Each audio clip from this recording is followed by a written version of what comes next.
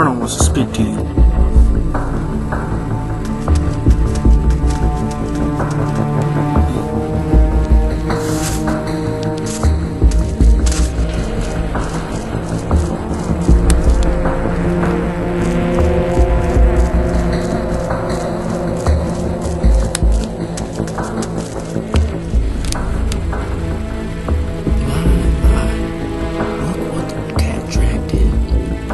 Let's see here, over 300 kills, deaths for American citizens and soldiers, over 400 civilians killed during a bomb threat.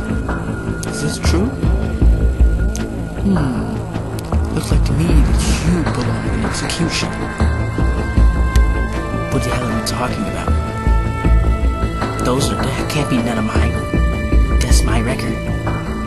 This would be exactly what it could be. But how? Beats me. All I know is during this record, damn! No need for emotions. But it seems that we can work a deal. I'm listening. I know for a fact that some of these numbers are about as close. So it shows to me that you are ruthless and able to continue whatever you've done. But it seems that you've lacked the manpower to even care for whatsoever what you're doing. As long as you get the mission done and you're ready. That's the kind of man we need for this mission. I'm listening now.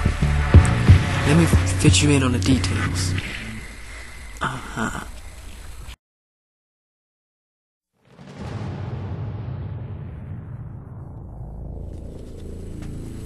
Operation Snake Eater was a CIA operation conducted in August-September 1964.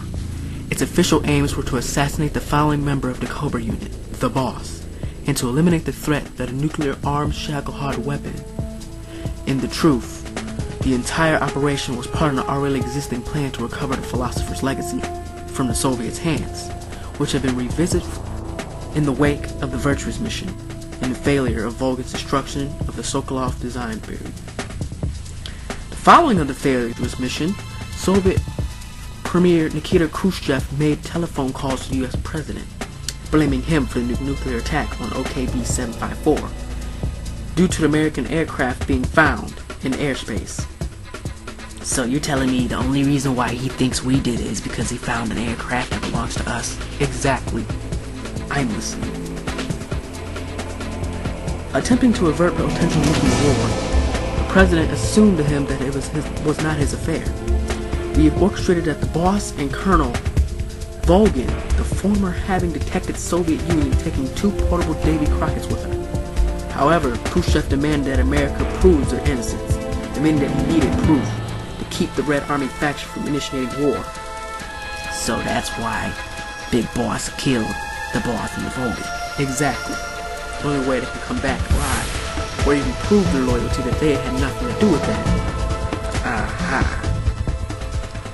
They have to kill the boss themselves and imply that he wishes to save the Volgin. Because of this, as well, the other failure of Virtual Mission, the federal government also has such a situation of death common too.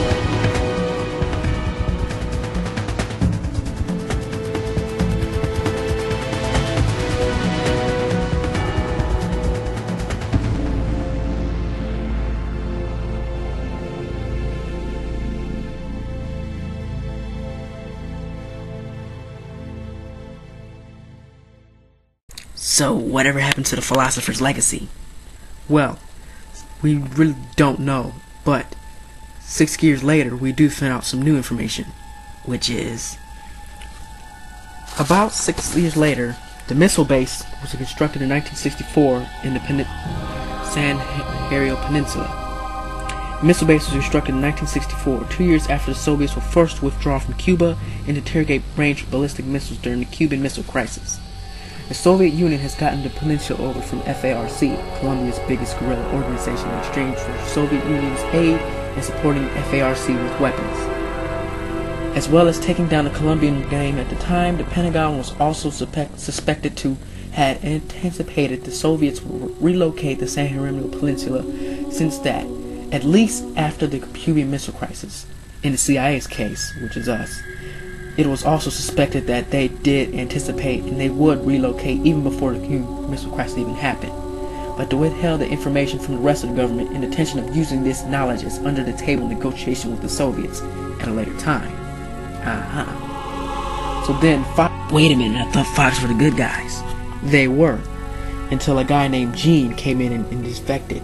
Once he defected, he got rogue members that joined him, and the other Fox members were killed. So back with a no man's way. He got them all into their little plan with his ESP psychotherapy, and they all just fell into his hands. Damn, that's crazy. So what this all got to do with me? Well, I'm getting to that, if you would calm down. Now, 2 years after that, another story happened. A guy named Professor von Krippelsack. He created these things called teddies. Teddies? Yeah, evil AI robots. And a guy named Greg. Well, first, actually, to start you off, a man named Conker was able to stop him the first time. Once that, he became king.